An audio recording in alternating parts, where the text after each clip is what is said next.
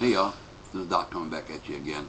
I'm going to attempt another prep report. This is the second or third time I've had to do this because I'm having technical or testicle difficulties with my sound. Hopefully the sound is working. I'm not sure. I won't know until I preview this mess. Okay, now let's see. We're going to do the Prepper World Report. You know, we're going to try to be covering things that will or will not affect preppers here in the near future, and try to keep you all up to date with some of the things that are going on, the best that I can give them to you. Anyway, here we go. The top story right now. Al Qaeda is attempting and calling, let's see, Al Zarqawi. Is that how you pronounce that shit? Al Zarqawi, whatever. I don't know. I crossed it out. Just put head raghead in charge. I don't know. Okay, he's calling for all Saudis to rise up against infidels. Um, Mostly, I'm sure he means the United States military, but I have a sneaking suspicion his idea of an infidel is anybody who doesn't live back in the Stone Age and knows how to dial a damn cell phone. Anyway, be that as it may, he's calling for us, for those guys to rise up against us. The very same people, these guys, for those of you who don't know it, but during Desert Storm, they were our allies, and we flew and fought alongside these guys, over there, and now he's asking them to turncoat and turn against us. So, I don't know how far that's going to go. Okay, another top story. Well, y'all already know some trouble has been brewing over in Yemen for some time. And regardless of what the governments may have you believe or what anybody else thinks, I know people who know a few things. And from what I understand, it's the same thing as it was in Afghanistan. And when Baghdad, or not Baghdad, well, yeah, he was in Baghdad. Our old buddy over there invaded Kuwait. Uh, he's old Hussein. It's all about oil, man, and something to do with some kind of pipeline they want to run through Yemen. I don't know if it's got something to do directly or indirectly with Afghanistan, but Afghanistan is basically about oil rights. Uh, it just all boils down to oil, and this directly affects us or will affect us here in the future, be it the far future, the near future, but if it's got something to do with oil, it always, or war, it always just seems like we're always neck deep in it. So beware of whatever's going to come of that mess over there. Just thought I'd bring you up to date on that. Okay, now, Greece has got a little bit of political instability still going on, but those guys, they don't mess with nobody. They're pretty much neutral, so I don't think we got to sweat any crapola coming from them old boys, you know. Anyway, even if we did have trouble, chances are the worst thing that would affect would be the price of peppercini salad peppers, and I could live without them damn things. Okay, let's see. That just about does it for the major world. I may have to revert back to something worldly again. But I'm going to call this segment of the news Doc's Daily Astro-Seismometeor Intergalactical Solar Outlook, and I'm going to mix it with the weather. Okay, so around the world right now in our home, well, around the world, meaning in our home front, from coast to coast, is what I should have said. But, I'm geographically messed up. Bear with me.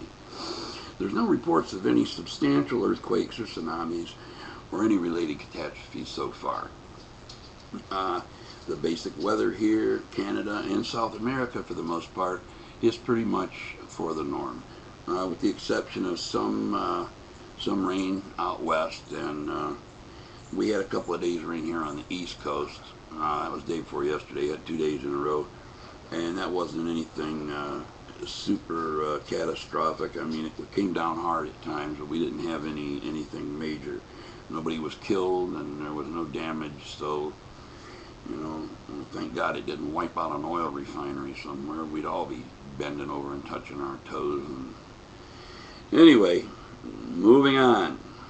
Now, I've also here on the home front, a lot in California out in the Midwest.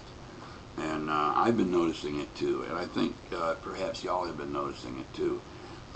these strange trails in the sky. You know, they don't dissipate like most jet trails do. I mean, these things linger and do some weird stuff. Now, I've had some people say that this is that really tiny, tiny, tiny chaff stuff, and it's supposed to have something to do with mind control. I don't know. I don't know how true that shit is, but I think it's pretty bizarre. You know, if anybody finds out anything about these weird contrails that are being left behind, you know, please post that stuff. Send it to me, any information you can get, because I want to know a little bit more about this stuff, because it's blatantly obvious. I mean, I heard it mentioned, and I was like, yeah, but I went out there and I actually seen it with my own eyes. So this is definitely, you know, got one of my eyebrows up.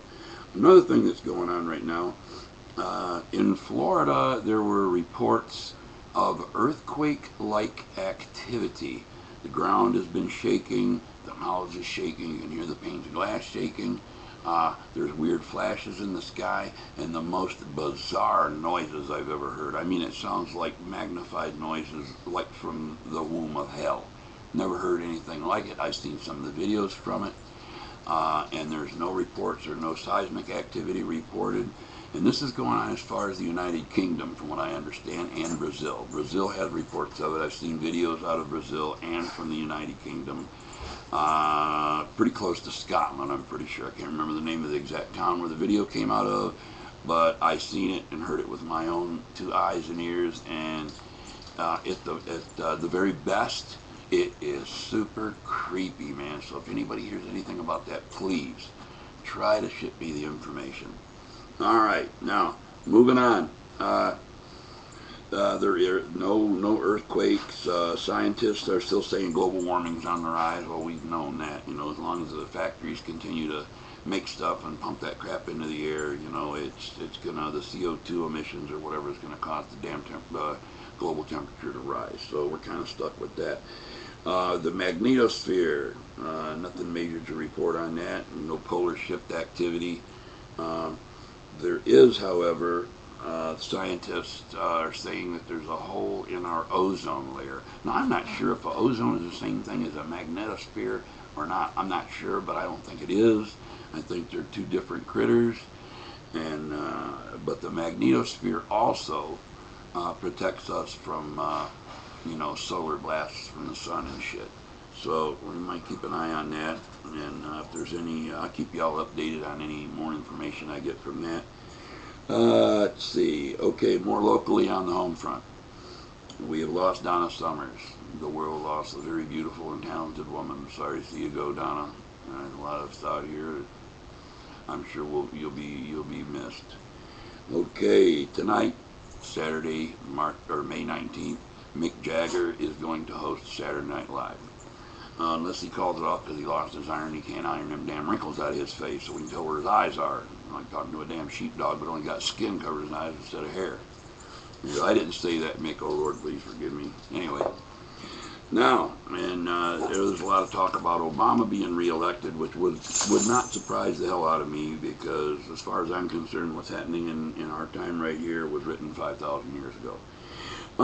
And yes, I am a Christian. I'm not ashamed to say it, and I'll tell my government I'm a Christian, even though they may label me a terrorist and it may cost me my life, but I'll give up my life for the Lord in a heartbeat.